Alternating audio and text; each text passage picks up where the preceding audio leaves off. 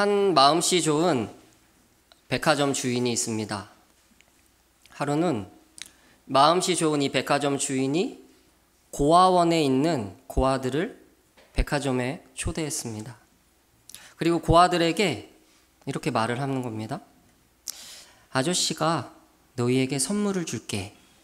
이 백화점에 있는 것 중에서 마음에 드는 거 다 골라봐. 그러자 아이들이 막 신이 났어요. 신이 나가지고 막 이렇게 돌아다니면서 자기 원하는 걸 고릅니다. 되게 많은데 꼭 같은 거 가지고 또 싸웁니다. 그런데 한 아이가 아무것도 고르지 않고 있는 겁니다. 그러자 백화점 주인이 이렇게 물어봅니다. 너 왜 아무것도 고르지 않고 있어? 골라봐. 뭐든지 내가 너에게 선물을 줄게. 그러자 이 아이가 정말 뭐든지요? 뭐든지. 그러자 이 아이가 어떻게 했을까요? 이 아저씨의 다리를 탁 잡는 겁니다. 저는 아저씨를 원해요. 마음씨 좋은 이 백화점 주인은 이 아이를 입양합니다. 다 헤어진 이 아이의 옷을 벗기고 멋지고 근사한 옷으로 새로 입힙니다. 그리고 그 아이는 커서 백화점을 상속받게 됩니다. 혹시 이 아이가 누군지 아실까요? 저와 여러분입니다. 혹시 이 자리에 마음과 내면이 갈라져 아무 소망 없이 앉아 계신 분들이 있습니까? 혹시 그런 분들이 앉아 있다면 당신에게 복이 있습니다. 부모에게 상처받았거나 배우자와 결별하신 분이 계십니까? 여러분에게도 복이 있습니다. 생계를 꾸려가기 어렵고 가난에 허덕이는 분들이 있습니까? 당신에게도 복이 있습니다. 육신의 질병 가운데 계신 분들이 있을까요? 거동이 어렵고 잘 들리지 않고 눈이 어두워져 가는 분들이 있습니까? 여러분에게도 복이 있습니다. 취업을 하지 못해 방황하는 청년들이 있습니까? 그런 당신에게도 복이 있습니다. 아이들을 돌보는 일로 인하여 마음의 병을 얻으신 분들이 있습니까? 여러분에게도 복이 있습니다. 혹시 누구에게 말 못할 중독에 빠져서 신음하고 계시는 분들이 있을까요? 여러분에게도 복이 있습니다. 나 자신을 돌아볼 때 내가 예수를 따르는 것이 너무나 자격 없고 미천하다고 자신을 여기시는 분들이 있습니까? 여러분에게도 복이 있습니다. 삶의 많은 문제에 빠져서 허우적거리고 계시는 분들, 사람들에게 상처받고 패배감에 휩싸인 분들, 어디에도 만족하지 못하고 마음이 텅 비어있는 분들, 여러분 모두에게는 복이 있습니다. 왜냐하면 그런 여러분에게 예수와 하나님 나라가 찾아왔기 때문입니다. 여러분 모두는 지금 여러분의 현재의 모습과 전혀 상관없이 복이 있습니다. 왜냐하면 예수 그리스도가 여러분을 자신의 나라에 초대하고 있기 때문입니다. 사랑하는 성도 여러분, 예수님이 그를 따르는 무리들에게 천국 복음을 선포하신 첫 부분, 오늘의 말씀은 우리가 너무나 잘 아는 팔복이라는 말씀으로 성경 전체에서 굉장히 손꼽히는 유명한 익숙한 말씀입니다. 그러나 그만큼 많은 이들에게 오해되어 온 말씀이기도 합니다. 예수님은 산상설교의 이 첫 시작을 총 9번의 복이 있다는 말씀으로 시작합니다. 그런데 이 말씀을 어떻게 오해하냐면 하나님의 복을 받고 천국에 들어가는 어떤 법칙, 하나의 조건으로 생각합니다. 왜냐하면 우리 사람들은 그렇게 이해하는 편이 훨씬 쉽고 익숙하기 때문입니다. 내가 무엇을 해서 그 자격을 갖추어서 나에게 무엇이 주어지고 보상으로 주어진다고 이해하는 것이, 받는 것이 당연하다고 생각하기 때문입니다. 이 말씀을 이런 식으로 오해하면 이렇게 됩니다. 마음이 가난한 사람들이 복 받는데 그 사람이 되어야 천국에 간대. 마음이 가난해져야 돼. 나는 왜 안 가난하지? 나는 가난이 너무나 지긋지긋한데, 가난이 너무 싫은데? 그러면 나는 천국에 못 가나? 애통해야 돼. 그래야 복을 받아. 남을 긍휼히 여겨야 돼. 그래야 하나님께 긍휼을 받을 수 있어. 화평해야 돼. 그래야 하나님의 자녀가 될 수 있어. 이런 사람이 되지 않으면 하나님이 싫어하실 거야. 하나님 나라에 들어갈 수 없어. 어떠십니까? 이렇게 이해하면 하나님 나라가 우리를 찾아왔다는 이 기쁜 소식이 복음이 선포된 것이 아니라 마치 우리가 무엇인가 달성하여서 받아내는 법칙과 조건이 되어버립니다.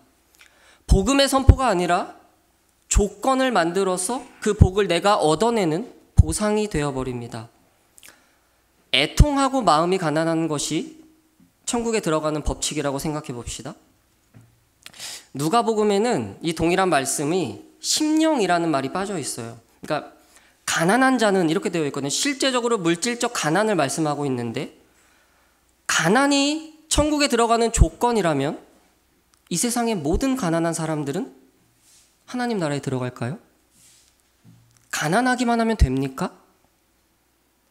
그렇다면 반대로 부한 자들은 들어갈 수 없습니까? 아니죠. 둘 다 아닙니다. 예수님은 부자들에게 하나님 나라에 들어가는 것이 낙타가 바늘귀에 들어가는 것처럼 어렵다고 하셨지만, 불가능하다고 하셨지만, 하나님은 하실 수 있다고 하셨습니다. 사람이 아니라 하나님이요. 하나님 나라는 어떤 자격과 조건으로 내가 그런 사람이 되어서 얻어내거나 자격을 갖춘 자들에게 찾아오시는 그런 것이 절대 아닙니다. 오해하지 마십시오. 누구를 통해 임합니까? 예수를 통해 임합니다. 예수로 말미암지 않고는 단 한 명도 들어갈 수 없습니다.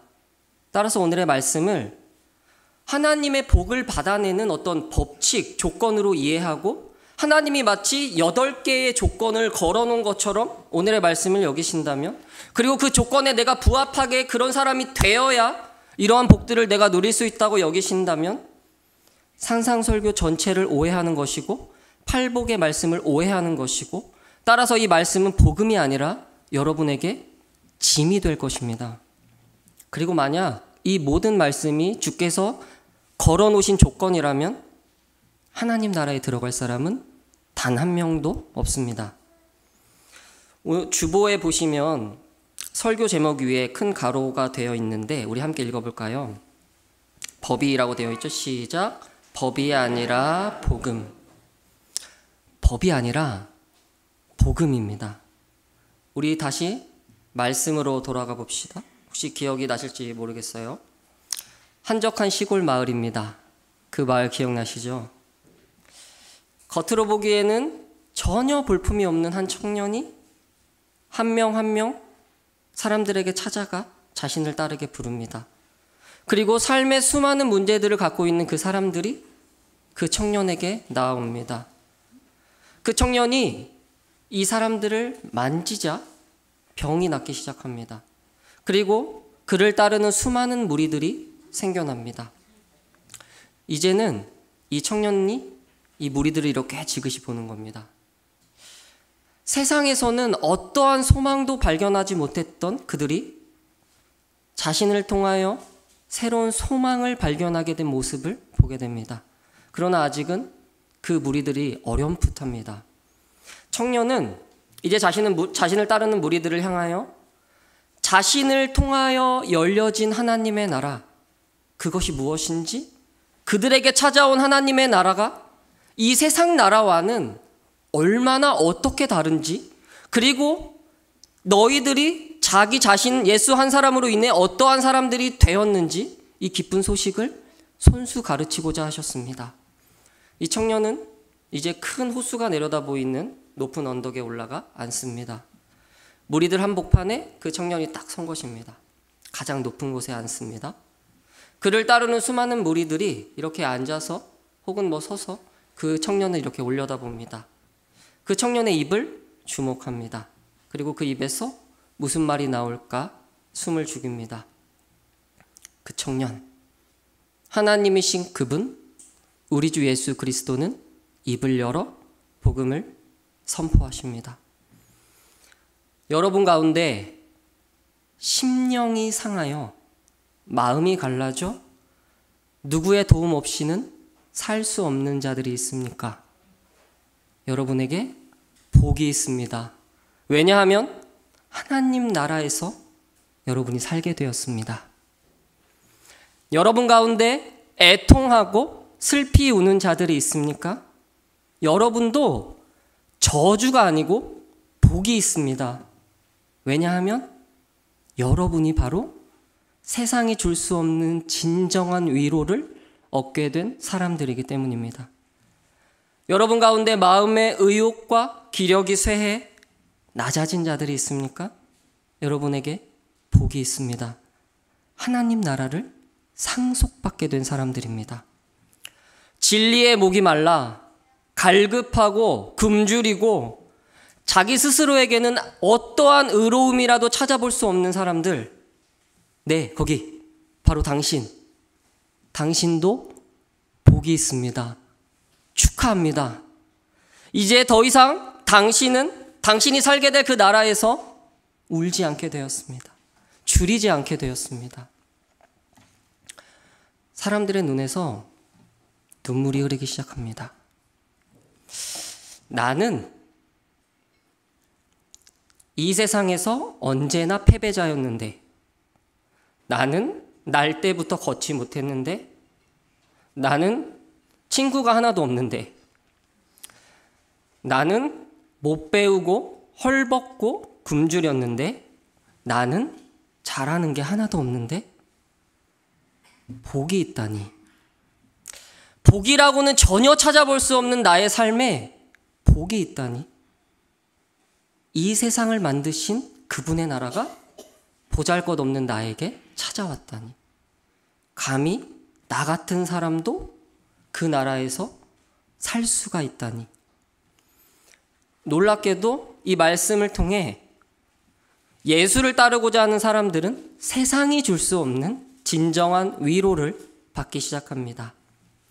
먼저는 그 청년의 실제적인 손길이 자신일 다음으로, 저는 어떤 머리나 지식을 말하는 것이 아닙니다. 예수 그리스도가 실제로 자기 손을 만짐으로 자신의 병이 나았고, 그리고 두 번째로 이제는 그 청년의 입으로 선포하는 복음의 말씀을 통하여 하나님 나라가 지금 여기에서 실제적으로 나 자신에게 들어오는 것을 느끼게 됩니다. 머리로 지식이 아니라 나의 내면의 가장 깊은 곳으로 그분의 나라를 경험하는 순간입니다. 그리고 이 말씀을 들은 사람들은 그 나라가 무엇인지, 이 나라가 세상 나라와는 어떻게 다른지, 그리고 이제 내가 어떠한 존재가 되었는지 알아가기 시작합니다. 팔복에서 선포하고 있는 8부류의 사람들은 각각 다른 사람들이 아니고 한 부류의 사람을 말합니다. 누구냐면 예수를 만나 예수를 따르는 무리들입니다. 성도 여러분, 여러분은 예수 그리스도와 그분의 나라를 머리의 지식이 아니라 실제적인 나의 오감과 내 안의 내면으로 체험하셨습니까?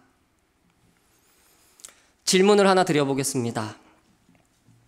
여러분 모두는 행복하고 싶으시죠?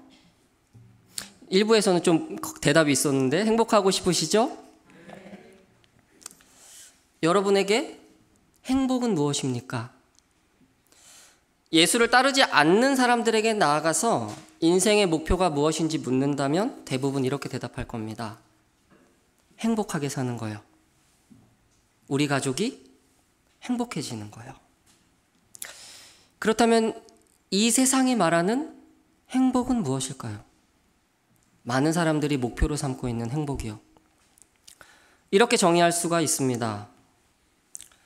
살아가는 데 있어서 필요한 환경들을 구성해서 내 안에 만족과 평안을 얻는 것. 다시 말하면 외부적인 환경들을 노력하고 애써서 그것을 얻고 나의 것으로 만들어서 내 안에 기쁨과 만족과 그리고 평안을 얻는 것을 행복이라고 여깁니다. 이것을 반대로 생각해 보면 이렇게 말할 수 있습니다.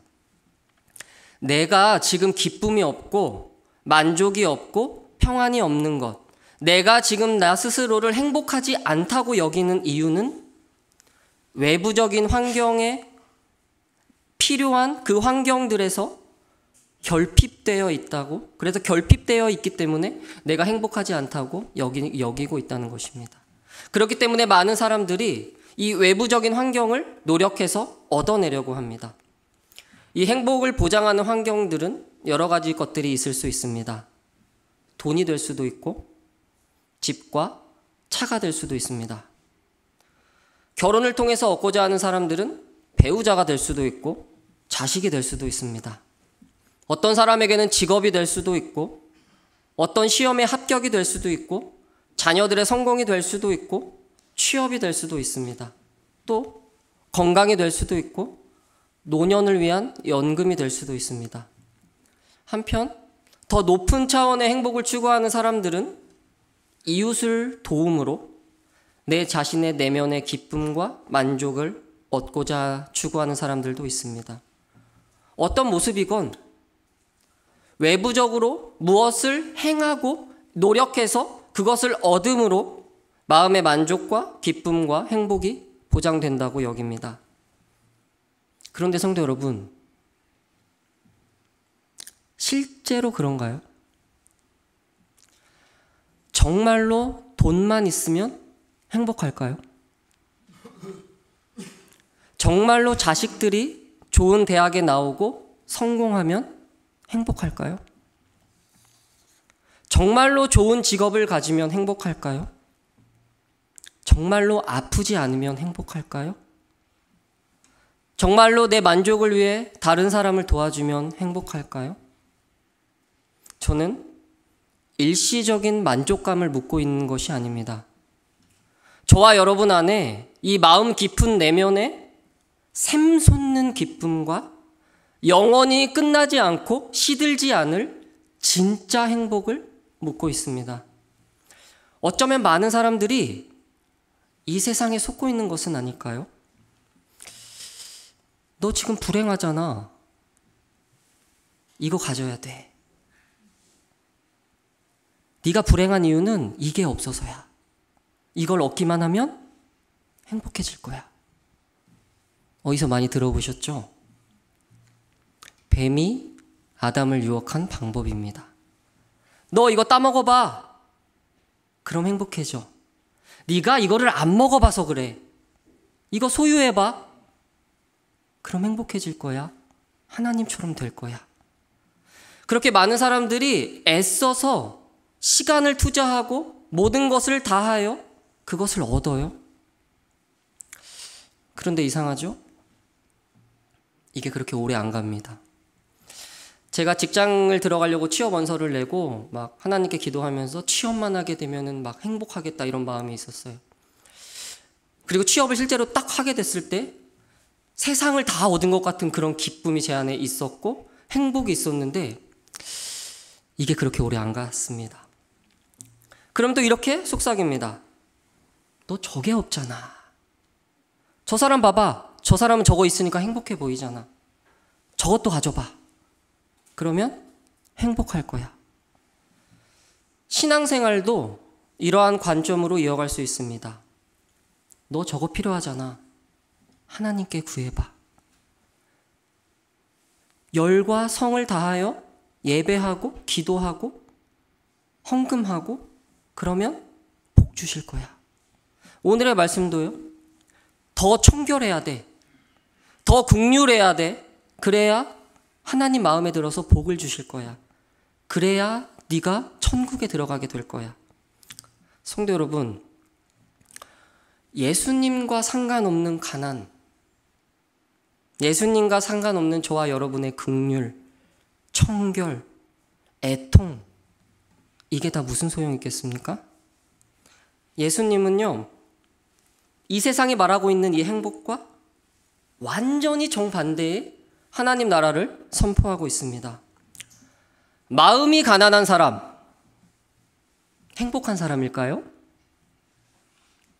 애통한 사람, 자기 자신에게는 의로움이라고는 전혀 없는 목마른 사람, 마음이 약해서 다른 사람들에게 말도 제대로 못하는 사람, 사람들에게 미움받고 정죄받고 삿대질받고 상처받는 사람, 이 세상에 어느 누가 이 사람들을 행복한 사람이라고 하겠습니까? 사실 모든 사람들은 이런 사람이 되지 않기 위하여 애쓰면서 살아가지 않습니까? 이 세상에 누가 우는 걸 좋아합니까? 이렇게? 웃는 것을 좋아하죠. 예수님은 우는 자라고 말씀하셨어요. 마음이 풍족하고 가득 차 있고 굶주림이 없는 것을 행복이라고 말하지, 사람들에게 미움받고 정죄받는 것이 아니라 사랑이 많고 친구들이 많고 항상 중심에 있고 이런 것을 세상이 행복이라고 말하고 있지 않습니까? 그런데 예수님은 일부러 이런 사람들과 완전히 정반대의 사람들을 콕콕콕콕 집어서 이렇게 선포하고 있습니다. 이 세상의 어느 누구보다 그런 너희에게 복이 있다. 그런 너희가 하나님의 위로와 긍휼과 사랑을 입은 하나님의 자녀라고 하십니다. 그리고 그 나라의 시민이라고 하십니다. 성도 여러분, 이상하지 않으십니까? 이상해야 합니다. 너무나 이상해야 합니다. 사실 이 사람들은 이 당시 예수님이 복음을 선포하실 때 하나님의 복이나 관심의 가능성에서 완전히 제외된, 그렇게 간주되었던 사람들입니다. 이 당시에도 물질적인 부를 가진 사람들이 하나님께 축복받았다고 생각했고, 질병에 있는 사람들은 하나님께 저주받았다고 생각했습니다. 그런데 하나님은 반대로 말하고 있습니다. 질병을 갖고 있는 너희들에게 복이 있다고 말씀하시는 거예요. 예수님은 일부러 이 사람들을 들어서 부르시고 자신을 따르게 하시고 하나님의 손길과 하나님의 나라의 그 풍성한 공급을 누리는 자로 오늘 말씀을 통하여 저와 여러분에게 제시하고 있습니다. 그분은 왜 그러셨을까요? 예수님은 왜 보잘것없는 저와 여러분에 찾아오셔서 복을 선포하시고 하나님 나라와 자녀됨을 약속하고 계실까요? 너희의 어떤 조건도, 너희의 어떤 모습도, 세상에서 손가락질 받는 어느 누구도, 그 어떤 누구도 내가 하나님이 주는 진정한 복에서 제외되지 않는다는 복음의 선포입니다. 어떤 조건처럼 내가 그 자격이 되어서 나에게 주는 보상이 아니라, 나에게 주시는 그런 복이 아니라, 어떤 누구라도 나로 말미암기에 그 나라에서 살 수가 있다. 그런 너희에게 복이 있다는 것입니다. 그리고 예수님은 그냥 이렇게 입으로만 이 말씀을 하신 것이 아니고 십자가에 달리시기 전까지 이 말씀이 진리임을 몸소에서 증명해 보이셨습니다. 말로는 가난한 자들에게 복이 있다고 해놓고 예수님이 실제로는 부한 자들에게 가서 축복해주고 가난한 자들과 상종하지 않았다고 생각해 봅시다. 예수님은 그러지 않으셨다는 거예요. 예수님은 입으로 그들에게 복음을 선포했고, 실제적으로 예수님의 모든 사역이 무엇입니까? 성경을 읽어보십시오. 복음서를 읽어보십시오. 예수님의 사역은 다 그 내용입니다. 삶이 절망적인 사람들에게 찾아가서 복과 복음을 선포하고 있습니다. 우리 말씀을 하나 읽어볼까요? 마태복음 11장입니다. 마태복음 11장 2절에서 6절까지 말씀입니다. 함께 교독해 보겠습니다. 11장 2절에서 6절입니다. 요한이 옥에서 그리스도께서 하신 일을 듣고 제자들을 보내어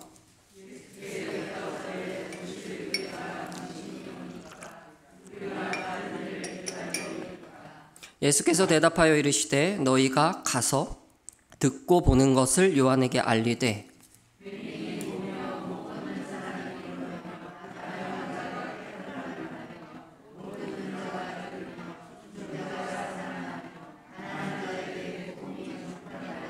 함께 있습니다. 누구든지 나로 말미암아 실족하지 않는 자는 복이 있도다 하시니라. 아멘. 세례 요한이 옥에 이제 갇혀요. 옥에 갇히고 나서 세례 요한이 예수님이 우리가 기다리던 구원자인가에 확신이 없었어요. 그래서 제자들에게 예수님을 보냅니다. 예수님께 자기 제자들을 보냅니다. 그리고 우리가 기다리던 구원자가 당신이 맞습니까? 하고 이렇게 묻습니다. 그러자 예수님이 이렇게 대답합니다. 너 저 요한에게 가서 내가 지금 하는 말을 전해라. 이렇게 말씀하지 않으세요. 내가 말한 것을 전해라 이렇게 말하지 않으시고 뭐라고 말씀하냐면 너희가 직접 보고 들은 것을 전해라. 내가 이들에게 이 세상에 실제로 내 몸을 다하여 그냥 말로만 한 것이 아니고 내 몸을 다하여 무엇을 했는지 너희가 관찰해보고 본 것을 가서 요한에게 전하라고 하십니다. 그러면서 이렇게 말씀하십니다. 맹인이 보며 못 걷는 사람이 걸으며 나병 환자가 깨끗함을 받으며 못 듣는 자가 들으며 죽은 자가 살아나며 가난한 자에게 복음이 전파된다 하라. 이 한 줄이 예수님의 모든 지상 사역의 요약입니다. 이 말씀은 이사야서 우리가 61장 성경 낭송으로 읽은 말씀입니다. 구약에 약속된 구원자는 이 세상에 칭송받는 자들이 아니라 가난한 자들에게 복음을 선포할 메시아입니다. 맹인, 나병 환자, 못 듣는 자, 가난한 자, 복이라고는 전혀 찾아볼 수 없는 이 사람들에게 복음이 전파되는 것. 그리하여서 누구든지 나로 말미암아 실족하지 않는 자들이 되는 것. 오직 예수 그리스도로 말미암았기 때문에 복이 있다는 선포. 이 복이라는 단어가 우리가 앞에서 본 팔복의 복과 같은 단어입니다. 하나님 나라에서 흘러나오는 예수 그리스도의 사역이 아무 자격 없는 그 사람들을 복 있는 자들로 만들고 있습니다. 성도 여러분, 하나님 나라와 그분의 복이 이 세상에서 말하는 복과 얼마나 다른지 보십시오. 여러분은 어느 복의 인생을 거시겠습니까? 여러분 보기에는 어느 복이 진짜 진정한 복 같으십니까? 절망적이고 비천한 자들의 삶의 자리에 찾아와 생생한 실제 현실에 찾아오신 예수, 그리고 그분의 손길을 통하여, 그리고 그분의 말씀을 통하여 세상 나라와는 완전히 배치되는 그 나라에, 세상 나라에서 패배자였던 사람들이 하나님 나라의 위대한 시민으로 신분이 바뀌고 있는 사람들. 오늘의 산상설교의 첫 부분, 예수 그리스도가 가장 먼저 선포하신 이 말씀은 바로 이것이고 예수 그리스도의 지상사역의 요약입니다. 사랑하는 성도 여러분, 여러분에게 복이 있습니다. 복이 있는 이유는 여러분들이 심령이 가난해서, 애통해서, 온유해서, 의에 줄이고 목이 말라서, 긍휼히 여겨서, 마음이 청결해서, 화평해서, 예수 때문에 박해를 받아서가 아니라 저와 여러분에게 그분이 찾아오셨기 때문에, 그분과 함께 하나님 나라가 여러분에게, 여러분의 존재에, 그리고 내면 가장 깊은 곳에 찾아왔기 때문에 복이 있다는 겁니다. 여러분 때문에, 예수 그리스도가 십자가에 달리셨기 때문에 여러분에게 복이 있다는 겁니다.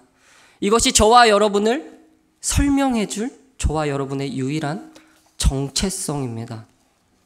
성도 여러분, 그렇다면 이 말씀을 받은 저와 여러분은 어떻게 반응해야 될까요? 이 산상설교를 들을 당시 이 초기 예수님을 따르는 이 무리들은 대부분 세상에서 미천한 자들입니다. 그들은 이 말씀을 듣고 아마도 위로를 얻었겠지만 동시에 이 말씀을 온전히 믿지 못했을 겁니다. 왜냐하면 자기 스스로를 보면 자기 스스로에 대한 불신과 원망이 많은 사람들이었기 때문입니다. 자, 나 스스로를 전혀 예쁘고 잘생겼다고 생각하지 않는 사람이 있어요. 그런데 어떤 사람이 와서 이렇게 얘기합니다. 너 오늘 되게 예쁘다. 너 오늘 되게 멋있다. 이 사람은 이 말을 어떻게 받을까요? 왜 저러지? 나랑 싸우자는 건가? 자기 스스로를 전혀 착하지 않다고 생각하는 사람이 있어요. 그런데 어떤 사람이 와서 너 너무 착한 것 같아요. 성품이 너무 좋은 것 같아. 그 말을 받은 이 사람은 어떻게 반응할까요? 나한테 돈 빌리려고 그러나? 뭔가 꿍꿍이가 있나? 이 말이 너무나 진심인데 이 사람은 진심으로 받지 못합니다. 믿지 못합니다. 왜요? 자기 자신을 전혀 그렇게 생각하고 있지 않거든요. 그것은 칭찬하는 사람이 문제가 아니고 어디에 문제가 있습니까? 받는 사람에게 문제가 있습니다. 복이라고는 전혀 찾아볼 수 없는 사람들에게 복이 있다고 선포합니다. 그러면 마음 깊은 곳에서 이런 목소리가 들려옵니다. 아니야. 그럴 리 없어. 나 같은 사람에게 무슨 복이야? 무슨 하나님의 나라야? 나는 그냥 이 세상에 굶지 않고 아프지 않고 그냥 살다가 가는 걸로 좋게. 내가 무슨? 이런 자격이 되는 사람들이나 복을 받는 거지. 내가 무슨? 아닙니다, 성도 여러분. 여러분에게 복이 있습니다. 다시 말씀드립니다. 여러분의 모습과 전혀 상관없이 예수 때문에 여러분에게 복이 있습니다. 제가 드리는 말씀이 아니고 제 생각이 아니고 하나님이 하시는 말씀입니다. 여러분에게 하나님이 복이 있다고 선포하십니다. 이 복은 썩어 없어질 세상적인 복이 아니요, 영원히 마르지 않을 복이고 내 안에서 영원히 샘솟아 여러분의 마음과 여러분의 내면 가장 깊은 곳에, 그리고 여러분의 존재 자체를 바꿀 진정한 복입니다. 그러나 나 자신이 여전히 내 안에 너무 크다면 이 말을 믿지 못할 겁니다. 여전히 나만 보고 있다면, 내 자격만 생각하고 있다면 이 복의 선포는 내 얘기가 되지 않을 겁니다. 우리는 무엇을 해야 합니까? 이 말씀을 믿기 위해서는 여러분 자신을 믿는 것에서 예수를 믿는 것으로 나아가야 합니다. 나 자신에 대해서는 매일 죽고 예수에 대해서는 매일 살아야 합니다. 십자가를 보십시오. 자꾸 나를 볼 때 속습니다. 자꾸 나를 볼 때 자격을 생각하게 되고, 아니야, 그런 사람이 되어야 하나님이 예뻐할 거야. 아니에요. 십자가를 보십시오. 십자가를 바라보시고 십자가를 여러분 마음 가운데 깊이 둘 때 비로소 이 말씀을 온전히 신뢰하게 될 것입니다. 성도 여러분, 여러분에 대한 복을 선포하신 예수 그리스도를 믿으십시오. 그분은 말로만 선포한 것이 아니고 온몸을 다하여 그게 사실임을 증명하셨습니다. 여러분 자신을 생각할 때는 불신하게 됩니다. 그러나 자신을 보지 마시고 그분을 보십시오. 예수님의 산상설교의 첫 부분에 원하시는 선포는 이것입니다. 이제는 나로 인해 너희의 현재 모습과 전혀 상관없이 너희의 인생이 바뀌었다는 겁니다. 나를 믿고 너희가 따라오면 너희에게 필요한 환경들이 바뀌어서 그걸 내가 너희에게 주어서 세상적인 복을 받아서 너희가 원하는 인생을 구성하여서 행복해진다는 말이 아니고, 아무런 환경이 바뀌지 않더라도 오히려 나 때문에 세상의 박해를 받아 세상적으로는 더 힘들어질지라도 실제 너희가 어떠한 존재로 바뀌었는지, 너희가 실제 어느 나라에서 살게 되었는지 선포한 이 말씀을 신뢰하라는 겁니다. 너희에게 복이 있다. 천국이 너희의 것이다. 이 말씀과 이 선포가 어떤 것과 같은 거냐면요, 빛이 있으라 하심에 빛이 있었고, 이 선포를 하신 분이 동일하게 하신 선포입니다. 자신의 선포로 말미암아 이 세상을 창조하신 그분이 여러분에게 복이 있다고 선포하십니다. 그분의 나라에서 여러분이 영원히 살 수 있다고 하십니다. 그 나라는 죽어서 가는 나라가 아니고 지금 여기에서 임하는 나라이고, 우리가 그 나라에서 살고 있는 사람들입니다. 이 나라에서는 더 이상 울지 않을 것이고, 더 이상 아프지 않을 것이고, 더 이상 애통하지 않을 것이고, 더 이상 굶주리지 않을 것입니다. 이 놀라운 주님의 선포가 다른 사람의 이야기가 아니라, 나와 상관없는 소리가 아니라 부디 여러분을 향한 말씀이 되어서 여러분의 마음 가장 깊은 곳에서 샘솟는 주님의 복으로, 주님의 복된 소식으로 예수 그리스도를 만나시고 하나님 나라를 살아가는 저와 여러분이 되기를 주의 이름으로 축원합니다.